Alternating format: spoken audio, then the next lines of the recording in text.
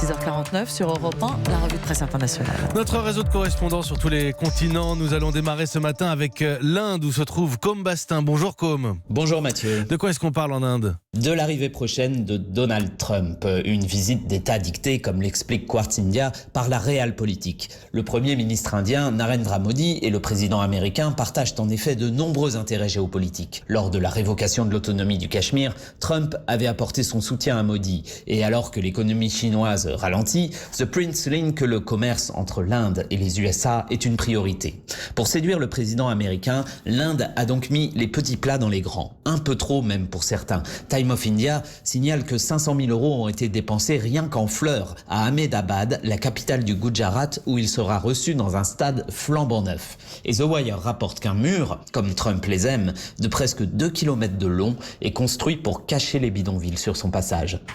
Côme Bastin en Inde pour Europe 1. Henri de la Guérie est en Espagne. Bonjour Henri. Bonjour Mathieu. Qu'est-ce qui fait la une en Espagne ? Une affaire de blasphème. Hier, un acteur de cinéma a été jugé à Madrid pour, je cite, « atteinte aux sentiments religieux », écrit El País. « Je défèque sur Dieu et sur la Vierge Marie », voilà ce qu'avait écrit sur Facebook Willy Toledo. Il réagissait à l'ouverture d'une enquête judiciaire contre une œuvre d'art jugée insultante par des croyants. La Cadena Copé rappelle que l'acteur est poursuivi par un groupe d'avocats catholiques pour qui, je cite, « le droit à l'insulte n'existe pas en Espagne ».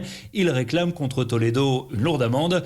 En arrivant au tribunal hier, l'accusé a assumé ses propos. « Je suis athée et je continuerai à déféquer sur Dieu », a-t-il dit au micro de la Sexta. « Je défends la liberté d'expression ». Le cas Toledo fait beaucoup parler ici dans un pays où l'Église conserve encore une certaine influence. Sur Twitter, l'écrivain Arturo Pérez Reverte a estimé que Toledo était un misérable mais qu'il avait le droit d'insulter Dieu.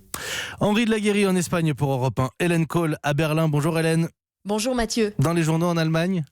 Le boom du train, depuis que le gouvernement a baissé la TVA sur le prix des billets le 1er janvier dernier. Plus d'1 million de passagers supplémentaires en un mois, titre le Spiegel.